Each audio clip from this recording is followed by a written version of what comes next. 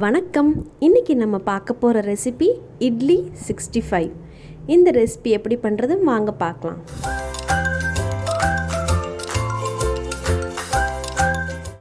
இந்த ரெசிபி செய்கிறதுக்கு நம்ம முதல்ல இட்லியை இது மாதிரி சின்ன சின்ன பீஸாக கட் பண்ணி எடுத்து வச்சுக்கணும்.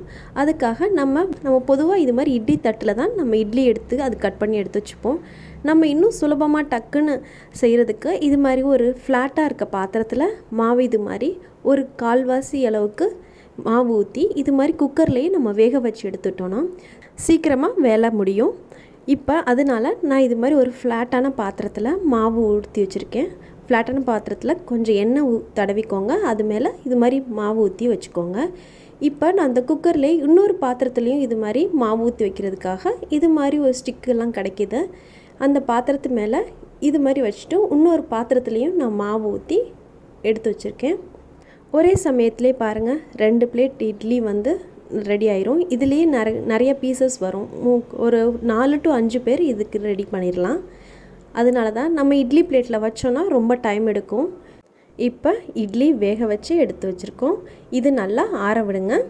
நல்லா ஆறினதுக்கப்புறம் ஒரு பிளேட்டில் இது மாதிரி எடுத்து வச்சுட்டு நம்ம இதை சின்ன சின்ன பீஸாக நம்ம கட் பண்ணி எடுத்துக்க போகிறோம்.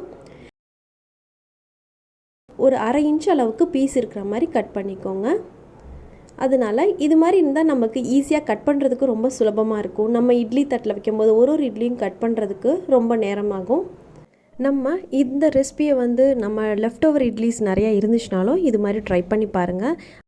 இப்போ நம்ம இட்லி எல்லாத்தையும் குட்டி குட்டி பீஸா, அதாவது 1/2 இன்ச் அளவுக்கு பீசஸாக கட் பண்ணி ரெடியாக எடுத்து வச்சுருக்கோம். அடுத்து இந்த கட் பண்ண பீசஸ் மேலே நம்ம ஸ்ப்ரெட் பண்ணுறதுக்கு கடலை மாவு 2 டேபிள் ஸ்பூன் எடுத்திருக்கேன். அடுத்து 1 டேபிள் ஸ்பூன் அளவுக்கு மிளகாய்த்தூள், கலருக்கு வேணும்னா காஷ்மீரி மிளகாய்த்தூளும் சேர்த்துக்கோங்க. இது ரெண்டையுமே நல்லா ட்ரையாக மிக்ஸ் பண்ணிக்கோங்க. தண்ணி சேர்க்காமல் நல்லா மிக்ஸ் பண்ணிக்கோங்க. ஏன்னா தண்ணி ஊற்றி மிக்ஸ் பண்ணோன்னா ஈவனாக ஸ்ப்ரெட் பண்ண முடியாது, எல்லா இட்லி பீஸ்லேயும் ஸ்ப்ரெட் ஆகாது. அதனால தான் இப்போ இதை நம்ம இட்லி மேலே ஸ்ப்ரெட் பண்ணிக்கலாம்.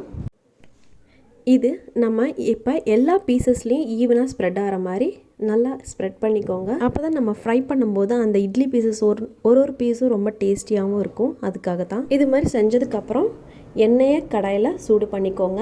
இப்போ இதை ஃப்ரை பண்ண ஆரம்பிக்கலாம். எண்ணெய் நல்லா சூடானதுக்கப்புறம் இப்போ நம்ம ரெடி பண்ணி வச்சுருக்க இட்லி பீசஸை நல்லா ஃப்ரை பண்ணிக்கலாம். அதாவது லோ ஃப்ளேமில் வச்சு ஃப்ரை பண்ணாதீங்க, ஏன்னா எண்ணெய் ரொம்ப நிறைய இருக்கும்.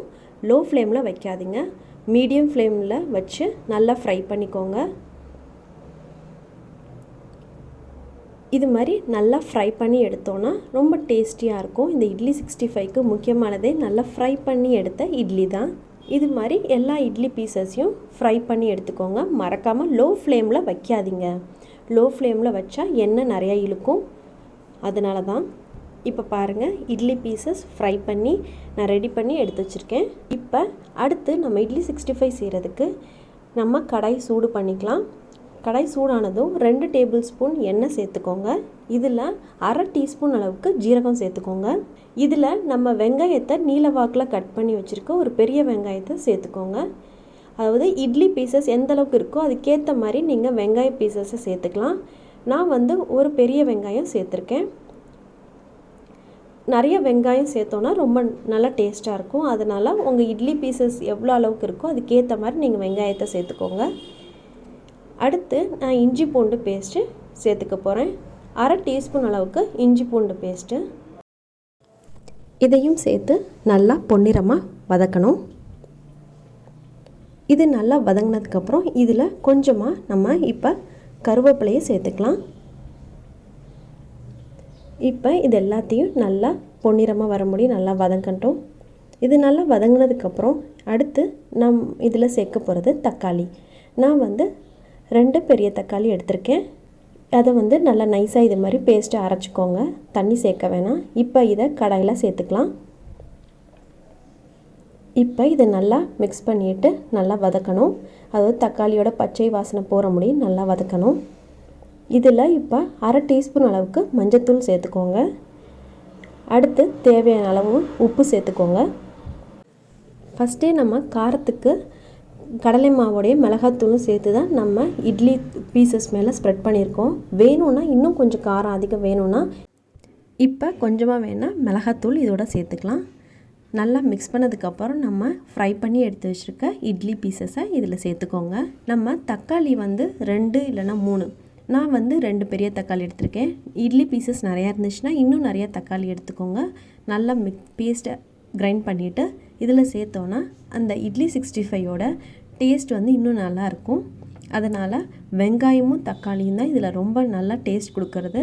இப்போ பாருங்கள், ரொம்ப டேஸ்டியான ரொம்ப கிறிஸ்பியான இட்லி 65 ரெடி ஆயிடுச்சு.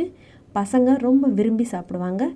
இது மாதிரி இட்லி லெஃப்ட் ஓவர் இட்லிஸ் இருந்தாலும் இல்லை இட்லியில் என்ன செய்கிறதுன்னு தெரியலனாலும் இது மாதிரி இட்லி 65 செஞ்சு சாப்பிட்டு பாருங்கள். ரொம்ப டேஸ்டியாக இருக்கும். எந்த ஒரு சைட் டிஷ்ஷும் இல்லாமல் ரொம்ப சுவையான ரெசிபி ரெடி ஆயிடுச்சு. இதை ட்ரை பண்ணி பாருங்கள். பிடிச்சிருந்தா லைக் பண்ணுங்கள், ஃப்ரெண்ட்ஸ்க்கு ஷேர் பண்ணுங்கள். மறக்காமல் நம்ம சேனலை சப்ஸ்கிரைப் பண்ணுங்கள். நன்றி.